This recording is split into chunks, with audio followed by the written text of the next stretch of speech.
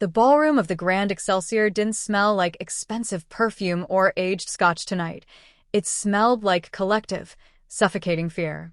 This is the story of a child lost in a world of golden cages and the woman brave enough to pick the lock. She saw everyone avoid the Mafia boss's deaf daughter. Seconds later, she begged her to be her new mother. Before we dive into this web of danger and devotion, hello to all of you incredible souls tuning in. It is so wonderful to have you here with us. I'd love to know where in the world you are joining us from. Drop your country or city in the comments below. How are you doing today? Truly? If you're looking for stories that touch the heart and keep you on the edge of your seat, please take a moment to hit that subscribe button and join our community. Your support means everything to us, and we have so many more emotional journeys to share with you. The silence at table 12 wasn't peaceful. It was a vacuum. Clarice Starling Holloway watched from across the gala floor, her fingers tightening around her champagne flute until her knuckles turned a ghostly white. She wasn't supposed to be looking. In this room, looking was a liability. At the center of that vacuum sat 7-year-old Veda Corleone. She was dressed in a silk dress that cost more than Clarice's car, her dark hair perfectly curled, her eyes fixed on the linen tablecloth. To the rest of the elite crowd, the politicians, the businessmen, the socialites, Veda was a ghost. Or worse, a landmine. They didn't just ignore her. They physically recoiled when her gaze drifted toward them. They saw her father's shadow looming over her chair, a shadow cast by Elias Corleone, a man whose reputation for ruthlessness was the only thing more famous than his wealth. The air in the room felt heavy, like the moments before a massive storm breaks. Clarice watched as a waiter approached the table, his hand trembling so violently the silver tray rattled. He served everyone at the table except Veda, skipping her as if she were a piece of furniture, too terrified to even attempt to communicate with this silent child of the city's most dangerous man. Clarice felt a familiar, burning ache in her chest. She knew that look. She knew what it felt like to be a person shaped like a question mark in a room full of periods. She saw the way Veda's small hands moved under the table, not just fidgeting but tracing shapes. Signs. A language no one in this room had bothered to learn. Elias was leaning in, whispering into the ear of a senator, his profile sharp and cold as a blade. He provided for his daughter. He protected her with an army of men, but he sat 3 inches away from her, and she was clearly miles away in a lonely, soundless dark. The tension snapped when Veda accidentally knocked a silver spoon onto the marble floor. The clang was deafening in the sudden hush of the room. Every head turned. The senator flinched. Elias's jaw tightened. The shame on the little girl's face was instantaneous. She shrank into her seat, her eyes shimmering with unshed tears, looking like she wanted the earth to swallow her whole before her father's temper, or his disappointment, could flare. The guests quickly looked away, returning to their hushed, terrified whispers, leaving the child isolated in her embarrassment. Clarice didn't think. If she had thought about the armed men at the doors, or the fact that she was a nobody schoolteacher who had sneaked into this gala on a borrowed invitation to find a donor for her struggling community center, she would have stayed seated. Instead, she stood up. Her heels clicked rhythmically against the marble, the only sound in the sudden, expectant silence that followed her movement. She felt the eyes of the security detail boring into her back. She felt Elias Corleone's cold, predatory gaze shift from the senator to her. She reached table 12. She didn't look at Elias. She didn't look at the guards. She dropped to her knees right there in the middle of the gala, her expensive, borrowed gown pooling on the floor, putting her eye to eye with the most avoided girl in the city. Veda looked up, startled, her breath hitching. Clarice smiled, a real, warm smile that didn't reach for permission. Slowly, with a slight tremor of nerves but absolute intent, Clarice raised her hands. She made a mistake in the syntax, her movements a bit stiff, but she signed. Hello. My name is Clarice.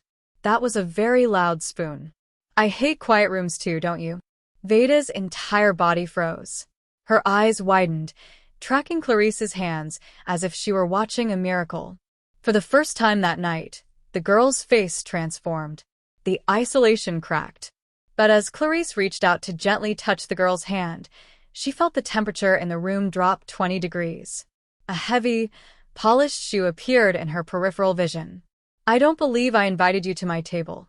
A voice rasped, low, melodic, and terrifyingly calm. Clarice looked up. Elias Corleone was standing over her, his eyes like flint. The entire ballroom had gone still. No one breathed. The question wasn't just what Clarice was doing. It was whether she would survive the next 10 seconds for daring to touch the untouchable. Why was the most feared man in the city letting a stranger get this close? And what was Veda seeing in Clarice that made her suddenly grab the woman's sleeve with a grip of pure desperation? The silence in the ballroom was no longer empty. It was charged, a physical weight pressing down on Clarice's shoulders. Elias Corleone didn't just command a room, he owned the air within it. Up close, the wolf of the waterfront was even more intimidating. He wore power like a second skin, but as Clarice looked into his dark, hooded eyes, she didn't just see a killer.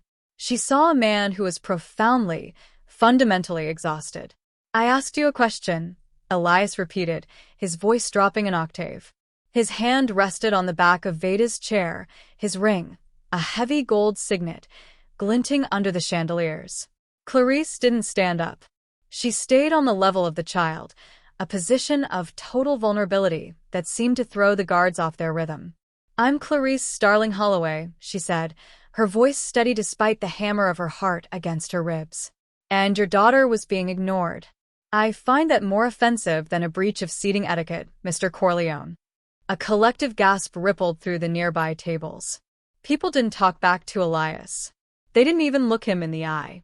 Elias's gaze flickered to Veda. The little girl was still clutching Clarice's sleeve, her knuckles white. Veda's eyes darted between the two adults, sensing the tectonic plates of power shifting. Slowly, Veda let go of Clarice and began to sign rapidly. Her movements were frantic, a blur of motion that Elias watched with a pained, helpless frustration. He didn't understand her. He provided her with the best tutors, the best doctors, and a fortress of a home, but he couldn't speak her heart's language. "She says," Clarice whispered, translating as Veda's hands moved, "that she likes my dress, and that I smell like vanilla and old books.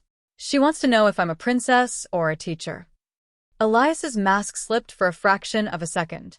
The hardness in his eyes softened into a raw, jagged grief. She said all that. "She has a lot to say, Mr. Corleone," Clarice said, finally standing up to face him. "Most people are just too afraid of the shadow you cast to listen to her." Clarice wasn't just being brave, she was being honest. Her own life had been a series of battles against being silenced. Growing up in the foster system, moved from one Holloway household to another until she took the name for herself, she knew the agony of being a ghost in a crowded room. She had become a teacher at a school for the hearing impaired because she refused to let another child feel the way she did at 7. She was driven by a fierce, almost reckless empathy, the kind that makes a person walk into a lion's den to check on a cub. Elias studied her. He saw the fraying edges of her borrowed dress, the lack of expensive jewelry, and the utter lack of subservience. He was used to women who wanted his money or feared his name. He wasn't used to a woman who looked at him with a mixture of pity and defiance. "You're a teacher," Elias stated, his eyes narrowing as if memorizing her features. "I am. At the Willow Creek Institute," she replied. "The school that's losing its funding," Elias countered. He knew everything about this city. "You didn't come here for the champagne. You came here to beg for a check." Clarice felt a flush of heat rise to her cheeks. "I came here to find someone with a soul who might want to invest in the future of children who have been forgotten. I didn't realize I'd find one of those children sitting at the head table." The insult was sharp, but Elias didn't lash out. Instead, he looked at Veda. The girl was staring at Clarice with a level of adoration he hadn't seen directed at anyone since her mother, Lane McNeil, had passed away 3 years ago in a freak accident that everyone knew was an assassination attempt meant for Elias. Since Lane died, Veda had retreated into a fortress of silence that even the best therapists couldn't breach. Veda reached out, tentatively touching Clarice's hand again. She signed one word, slow and deliberate. Stay? Clarice felt a tear prick her eye. She looked at Elias, then back at the girl. I'll stay for a little while, Veda. Elias pulled out the chair next to his daughter, a chair that had remained empty all night, a silent tribute to a dead woman. Sit, he commanded, though it sounded less like a threat and more like a plea.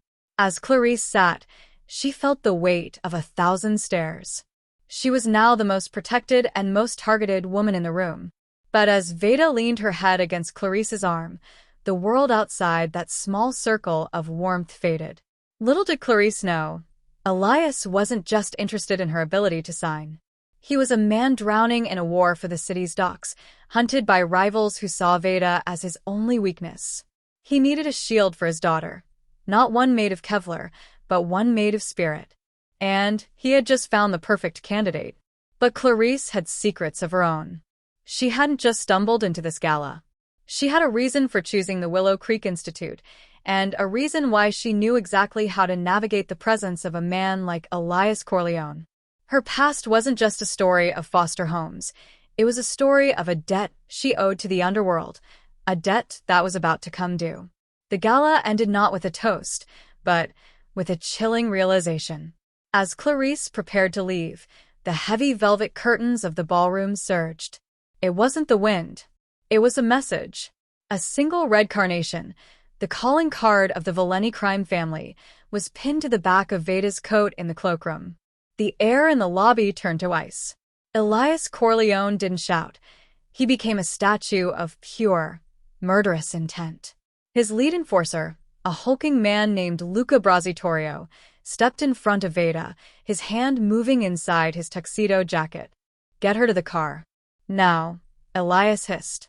But Veda wouldn't move. She was staring at the red flower, her breath coming in shallow, jagged gasps. She didn't need to hear the panic to feel the vibration of it in the floorboards. She reached out, her fingers trembling, and grabbed Clarice's hand.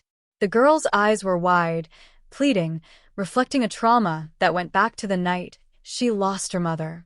To Veda, the world had just become a terrifying place again, and Clarice was the only anchor she had found in years. Mr. Corleone, she's hyperventilating, Clarice said, dropping to her knees again, ignoring the guards who tried to push her back. She began to sign rapidly, rhythmically, a grounding technique. Breathe with me. 1, 2, 3. You're safe. I am here. Elias looked at the scene, the chaos of his men scrambling, the threat of an imminent hit, and his daughter, who was only calm because of a woman he had known for less than an hour. He made a decision that would change the trajectory of all their lives. You're coming with us, Elias commanded, grabbing Clarice's arm. I have a job. I have a life. Clarice began, but the look in Elias's eyes silenced her. It wasn't just authority. It was a desperate, primal need to keep his daughter's spirit from breaking. You have a school that needs $10 million to stay open, Elias countered, his voice a low growl as they were ushered toward a line of black armored SUVs. Stay for 1 month. Be her companion. Teach her. Protect her mind while my men protect her life. I will sign the check tonight. Before Clarice could argue, a black sedan screeched around the corner of the hotel driveway. The window rolled down, and the glint of metal caught the moonlight. Down, Luca roared. Everything turned into a blur of motion. Elias tackled Clarice and Veda to the pavement, shielding them with his own body as the first spray of gunfire shattered the glass of the hotel's revolving doors. The sound was a series of rhythmic thuds against the armored plating of the SUV. Veda didn't scream.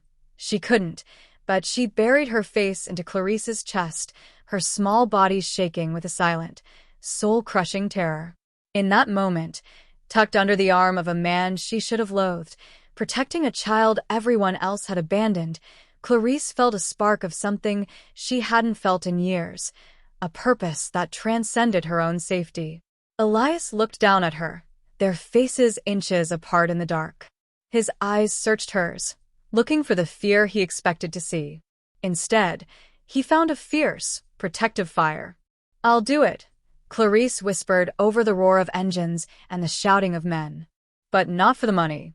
I'll do it because no one should have to grow up in a world where the only person who talks to them is a ghost. Elias pulled her up, shoving both her and Veda into the back of the reinforced vehicle. As the door slammed shut, sealing them in a tomb of leather and steel, Veda looked up at Clarice. With trembling fingers, the little girl didn't sign "thank you." She signed something that made Clarice's heart stop. "Mama?" It wasn't a statement. It was a question, a plea, and a desperate hope all wrapped into one. Clarice looked at Elias, who was staring out the window at the carnage left behind, his jaw set in stone.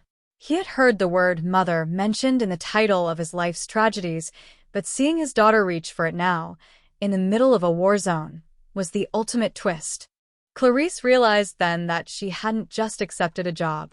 She had stepped into a vacancy left by a dead woman, in the heart of a kingdom built on blood. And the Valeni family wasn't the only thing she had to fear.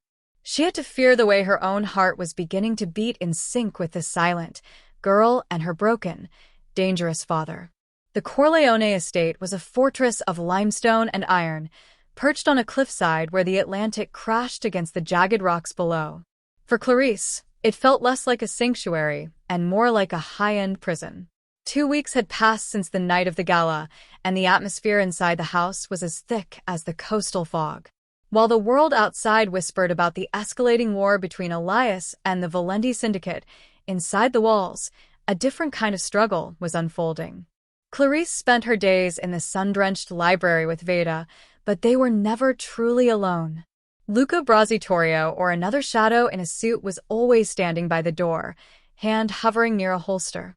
"Veda, look at me."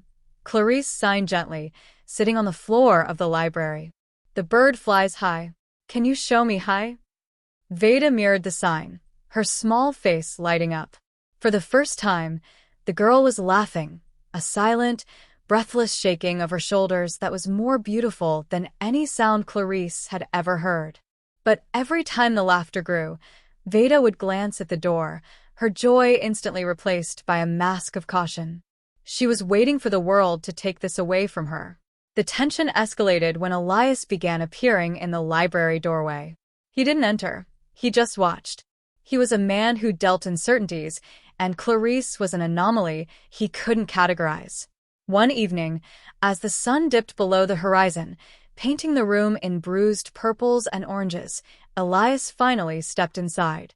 He looked out of place among the children's books and colorful signing posters. "She's speaking more," Elias said, his voice surprisingly soft.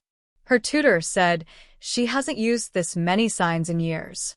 "She's not speaking more, Elias," Clarice corrected, standing up and meeting his gaze. "She's finally being heard. There's a difference." The use of his first name was a gamble. The guards shifted uncomfortably, but Elias stepped closer. There was a magnetic pull between them, a dangerous attraction born of two people who had spent their lives guarding secrets. Clarice noticed the fine lines of strain around his eyes, the way he carried the weight of 1,000 lives on his shoulders. "You're teaching her to be defiant," Elias noted, though there was no malice in it. "I'm teaching her to have a soul," Clarice shot back. "In this house, everyone treats her like she's made of glass." "She's not glass, Elias. She's a storm. You just have to let her reign." For a moment, the distance between them vanished. Elias reached out, his hand hovering near Clarice's face, his thumb grazing the line of her jaw. It was a gesture of profound vulnerability from a man who wasn't allowed to be human. Clarice's breath hitched. She saw the man behind the monster, a father who was terrified that his sins would eventually consume the only thing he loved. But the moment was shattered by a red herring that sent the household into a frenzy. A package arrived at the gate, unmarked, ticking, addressed to the new mother. Elias moved with a speed that was terrifying. He shoved Clarice behind him and shouted for the bomb squad. The estate went into lockdown. Red lights pulsed in the hallways. Veda, sensing the shift in the air, began to scream, a raw, guttural sound of pure terror that she couldn't even hear herself. Clarice broke away from Elias's grip, rushing to Veda. She pulled the girl into her lap, shielding her eyes, signing into the girl's palms so she could feel the words, "I am here. I am not leaving. I am here." When the package was finally cleared, it wasn't a bomb. It was a music box. The gears intentionally jammed so it emitted a discordant, screeching noise. Inside was a photo of Clarice entering the estate, her face circled in red. The message was clear. The Valentis knew who she was.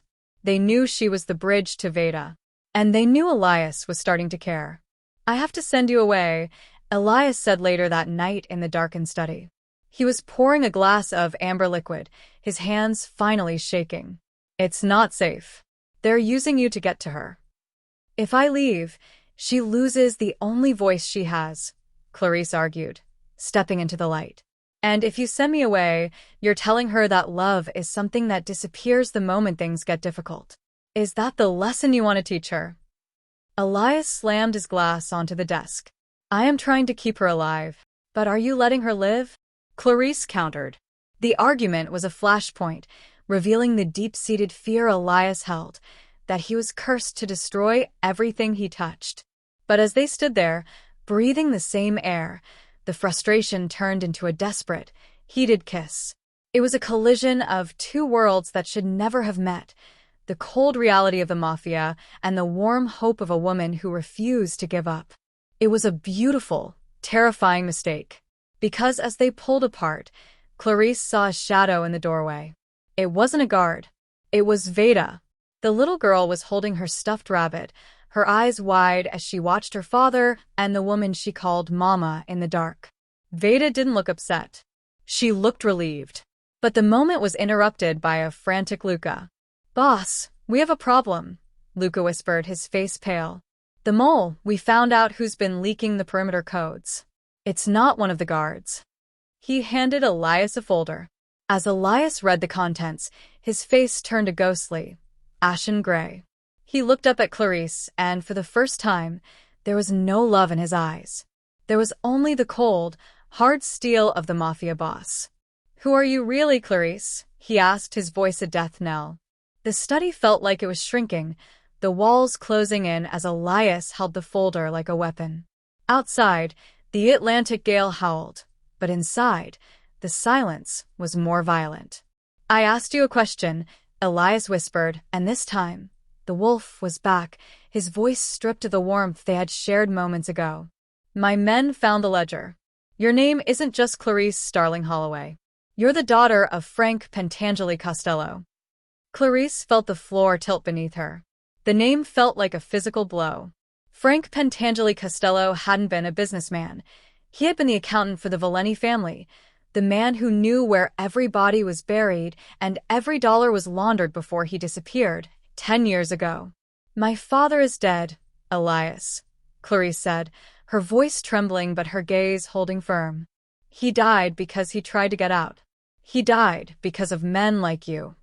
"He didn't just die," Elias roared, tossing the photos onto the desk. They were grainy surveillance shots of Clarice meeting a man in a gray coat at a park bench 3 months ago. "He left a debt to the Valentis. And here you are, inside my home, sleeping under my roof, gaining my daughter's trust. Were you sent here to kill me? Or were you the price for your father's sins?" The betrayal in his eyes was a jagged blade.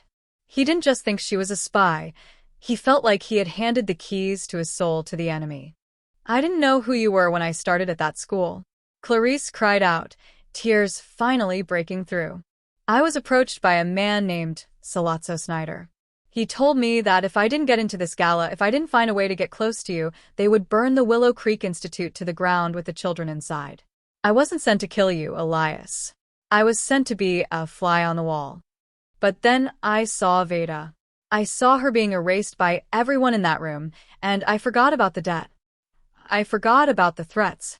I just saw a girl who needed a mother." Elias stepped toward her, his presence suffocating. "So the signing, the connection, the kiss, it was all a script written by the Valentis?" "No." Clarice reached for his arm, but he flinched away as if her touch were poison. "The Valentis wanted a spy. What they got was a woman who loves your daughter more than her own life. I haven't told them anything, Elias. Not a single code, not a single routine. Ask Luca. Check my phone. I've been protecting her from them and from your world. But Elias was already gone, lost in the paranoia that kept him alive in a world of monsters. He turned to the doorway. Veda was still there, her hands frozen midair as she tried to sign a question. She couldn't hear the shouting, but she could feel the vibration of her father's rage in the floorboards. She saw the tears on Clarice's face. Elias looked at his daughter, then back at Clarice. The stakes had just shifted from a romantic complication to a game of life and death. If the Valentis knew Clarice was failing to deliver information, she was a dead woman walking. If Elias believed she was a traitor, he would be the one to pull the trigger. Luca, Elias barked. The heavy doors swung open. Luca Brasitorio stepped in, his face a mask of cold professionalism. Take her to the basement holding room, Elias commanded, refusing to look at Clarice. And get Veda to her quarters. Lock the wing. No one goes in or out without my thumbprint. Veda let out a silent, heartbroken wail, her face contorting in agony as Luca gently but firmly pulled her away from the scene. She reached out for Clarice, her fingers grasping at the empty air, signing Mama. Mama. Stay. Over and over until the door slammed shut. Clarice didn't fight as Luca took her arm. She looked at Elias one last time. You think you're protecting her by locking me away, she said, her voice hollow. But you're just proving to her that the world is exactly as dark as she feared. You're killing her, Elias. Just not with a bullet. As she was led down into the cold, damp dark of the estate's lower levels, the true revelation hit her. The Valentis didn't need her to spy.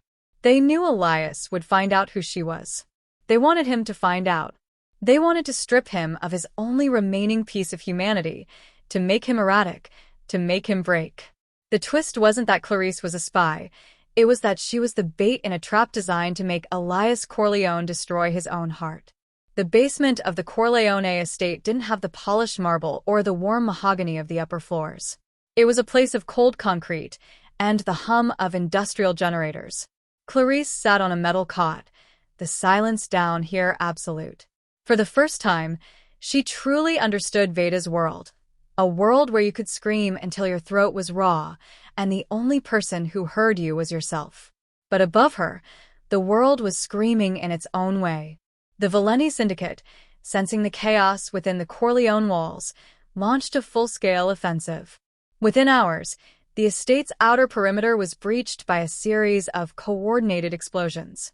The power flickered and died, leaving the fortress in a terrifying, red-tinted emergency glow. In her room, Veda was hysterical. She had been separated from the only person who treated her like a human being, and now the very ground was shaking with the force of mortar fire. She couldn't hear the sirens, but she could see the flashes of light outside her window. She threw herself against the locked door, her small hands bruising as she pounded against the oak, signing Clarice, into the empty air, over and over, until she collapsed in a heap of silk and tears. Elias stood in the command center, watching the monitors turn to static. They're not trying to take the docks, he realized, his voice a ghost of itself. They're coming for the house. They're coming for Veda. Boss, we're pinned down, Luca reported, blood blooming on his shoulder from a shrapnel wound. We have a traitor in the security team, the same one who planted the ledger for you to find. They wanted us divided. Elias looked at the screen showing the basement hallway. He saw Clarice sitting on the cot, her head in her hands. He had let his fear of betrayal blind him to the truth. He had pushed away the only person who could help Veda survive this trauma. He had been so afraid of a knife in the dark that he had stabbed himself in the heart. Suddenly, a massive explosion rocked the foundation. The ceiling of the command center groaned. They've breached the north wing, a guard shouted. Elias grabbed his weapon, but his mind was on the wing where Veda was locked, the wing that was now being engulfed in smoke. He realized with a sickening jolt that he had used his thumbprint to lock her in. If he didn't reach her, she would suffocate in a safe room that had become a gas chamber. But the hallway was crawling with Valenti hitmen. He was one man against a dozen. In the basement, Clarice felt the vibration of the breach. She knew what was happening. She knew the sound of a house dying. She didn't wait for a key. She grabbed the heavy metal tray her untouched dinner had been served on and began to bash the light fixture in her cell, short-circuiting the electronic lock in a shower of sparks. The door hissed open. She ran. Not toward the exit, not toward safety, but up the stairs, into the heart of the fire. She moved through the smoke like a wraith, her knowledge of the house's layout, gained during long walks with Veda, becoming her only map. She found Elias in the gallery, pinned behind a fallen statue of Apollo, pinned down by heavy fire. He looked up and saw her, and for a second, the war didn't matter. Veda, she signed, even though he couldn't see her hands clearly in the dark. She pointed toward the north wing. The locks. Elias yelled over the gunfire. I can't get through the corridor. It's a kill zone. Clarice looked at the ventilation shafts. They were small, too small for Elias or Luca, but she had spent her childhood hiding in crawl spaces. She looked at Elias, and in that moment, all the lies and the pain were stripped away. I'm going to get our daughter, she said, her voice cracking. Elias reached out, his fingers brushing hers one last time. If you don't come back.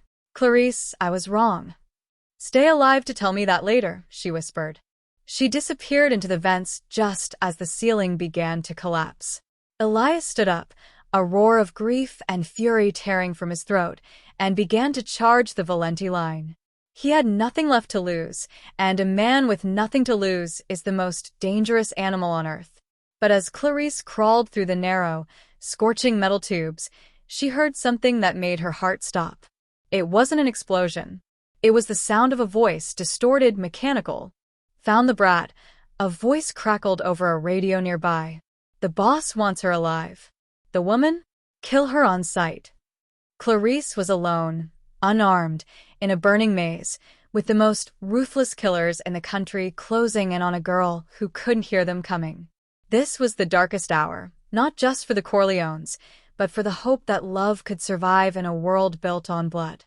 The air in the ventilation shaft was a thick soup of soot and insulation. Clarice's lungs burned, and her fingernails were torn to the quick from clawing through the narrow metal corridors. She reached the grate overlooking the North Wing nursery, and her heart shattered. The room was a wreck. The white lace curtains were singed, and two Valenti soldiers were kicking through the debris, their shadows elongated by the flickering emergency lights.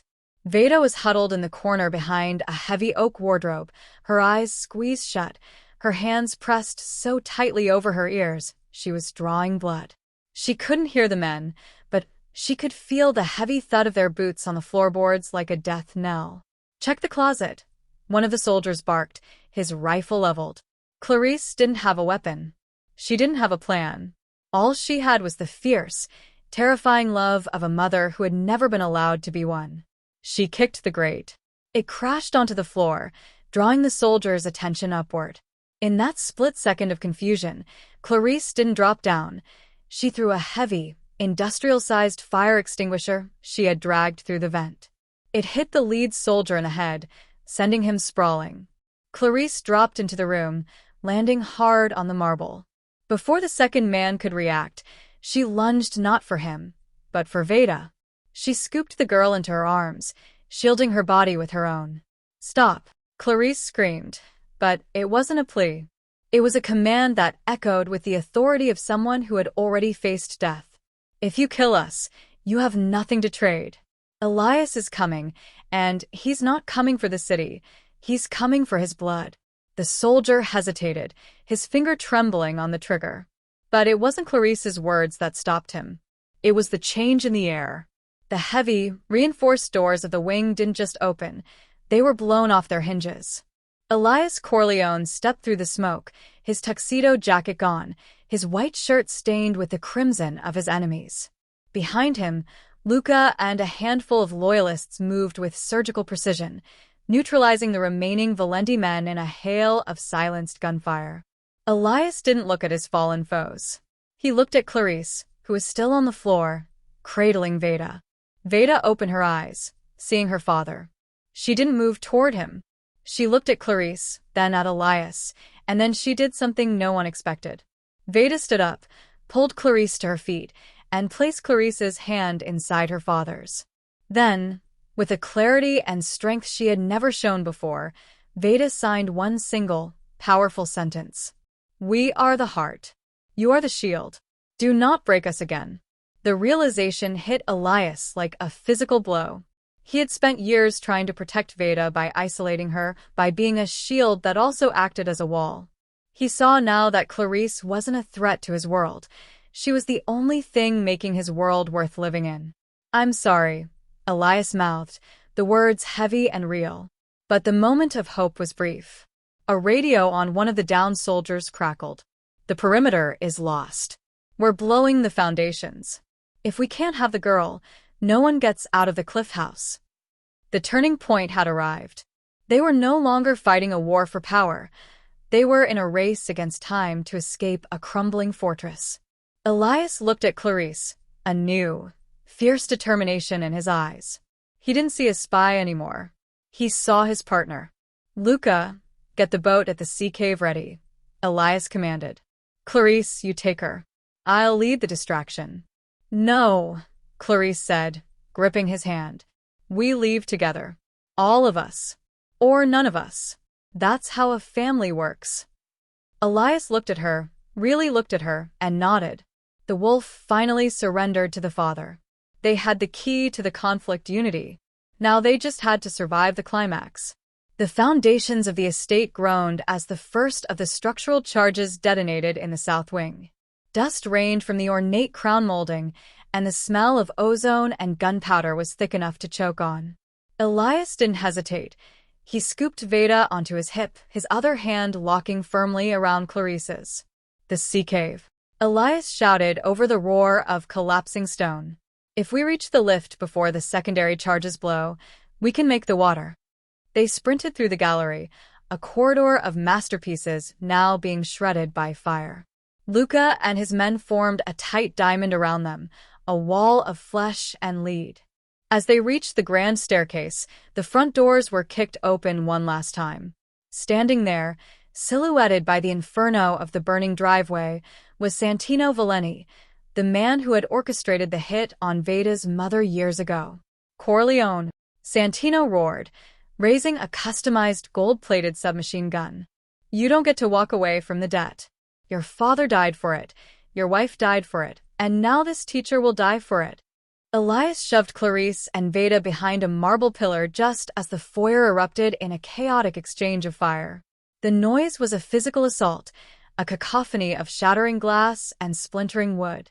Veda sat on the floor, her back against the cool stone, her eyes fixed on Clarice. She wasn't shaking anymore. She was watching Clarice's hands. Clarice signed with a fierce, steady rhythm. Watch me. Just watch me. We are winning. Elias was pinned. Santino had the high ground of the entryway, and his men were pouring in like a tide of black ink. Luca was down, clutching a thigh wound, still firing but unable to move. I'm going to end the line tonight, Elias. Santino laughed, a sound of pure, jagged madness.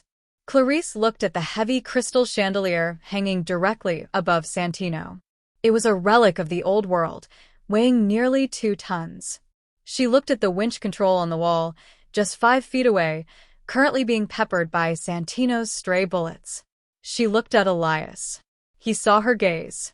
He shook his head. It was suicide to move. But Clarice knew this wasn't about being a teacher anymore. It was about being the mother Veda had begged for. She was the only one who could end this without more blood being spilled on Veda's soul.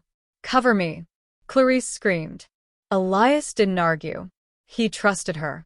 He stood up, fully exposing himself, and emptied his magazine into the air and the surrounding pillars, forcing Santino to dive for cover. Clarice lunged. She hit the floor, sliding across the slick marble, her fingers grasping the heavy iron lever of the winch. She felt a bullet graze her shoulder, a searing line of heat, but she didn't stop. She slammed the lever down. The sound was like a thunderclap. The heavy steel chains unspooled with a terrifying shriek. The massive chandelier didn't just fall, it plummeted. Santino Valeni didn't even have time to look up. The crash shook the entire estate, 1,000 shards of crystal turning into a localized blizzard of glass. When the dust settled, the entryway was silent. The threat that had haunted the Corleone family for a decade was buried under 2 tons of light and history.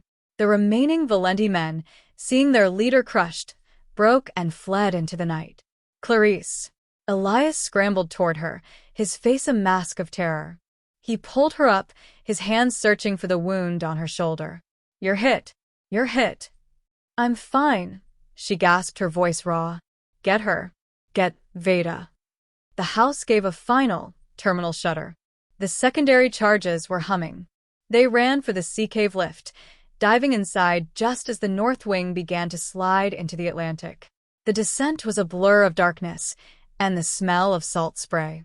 They hit the bottom, the doors jammed, and Elias had to kick them open. Waiting in the churning black water was the Siren, a high-powered escape boat. Luca was already there, helped by the last of the Loyalists. As they pulled away from the cliffside, a massive explosion illuminated the sky. The Corleone estate, the fortress of fear, the monument to Elias's isolation, erupted in a pillar of fire before crumbling into the ocean. Elias stood at the stern, watching his old life vanish into the waves. Veda walked over to him, then reached out for Clarice. She pulled them both together in the center of the boat.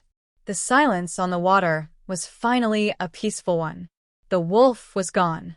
The teacher was bleeding but standing. And the girl who couldn't hear was finally being listened to. 6 months later, the salt air of the Mediterranean was a far cry from the suffocating fog of the Atlantic coast. On a sun-drenched terrace overlooking the turquoise waters of a small Italian village, the silence was no longer a cage. It was a canvas. Clarice Starling Holloway sat at a wrought iron table, the scar on her shoulder hidden by a light linen dress. She wasn't looking at a ledger or a ransom note. She was looking at a drawing. Veda Corleone sat across from her, her hands moving with a grace and speed that was breathtaking. She wasn't just signing words, she was signing stories. Veda pointed to the horizon, where a small boat was bobbing on the waves. Look, Mama, she signed, the movement of her hands fluid and confident. The sun is dancing on the water. The word Mama no longer carried the weight of a plea. It was a fact. It was a title earned in the fire of the North Wing and sealed in the quiet moments of recovery that followed. After the fall of the Corleone estate, Elias had dismantled what remained of his empire, turning the business over to those who sought a different path, keeping only enough to ensure their safety and the future of the Willow Creek Institute back home. Elias Corleone stepped onto the terrace, carrying a tray of fresh fruit and espresso. The wolf had been replaced by a man who looked younger, his eyes no longer scanning for threats, but resting on the 2 people who had saved him from himself. He sat down and without a word, he began to sign to his daughter. His movements were still a little clumsy, a little slow, but the love behind them was perfect. Ready for our walk? Elias signed to Veda. Veda nodded enthusiastically, then turned to Clarice. She reached into her pocket and pulled out a small, polished stone she had found on the beach. She placed it in Clarice's hand and signed, "You are my voice. I am your heart." Clarice felt a familiar prickle of tears, but these were born of fulfillment, not fear. She looked at Elias, and the connection they shared was no longer a dangerous attraction. It was a deep, weathered bond. They had both come from worlds of shadows, Clarice from the death of her father, and Elias from the blood of his legacy. Together, they had stepped into the light. The Willow Creek Institute was thriving now, funded by an anonymous endowment that would last for generations. The silent children of the city would never have to worry about their doors closing again. As the sun began to set, casting a golden glow over the terrace, Elias reached out and took Clarice's hand. "I never thought I could hear music again," he said softly, his voice clear in the quiet evening. "But I hear it every time she signs to you." Clarice leaned her head on his shoulder, watching Veda run toward the garden, her laughter, that beautiful, silent vibration, filling the air. The story that began with a terrified girl begging for a mother had ended with a family that didn't need words to understand that they were finally, truly home. The shadows of the past were gone, replaced by a future that was as bright as the Mediterranean sun. They had survived the fire, and in the ashes, they had found something indestructible: each other. Thank you so much for joining us on this emotional journey. If this story touched your heart, please subscribe to our channel and hit that notification bell so you never miss a moment of suspense and soul. What was your favorite moment of Clarice and Beta's bond? Let us know in the comments below. We love hearing from you. Until next time, keep looking for the light in the silence.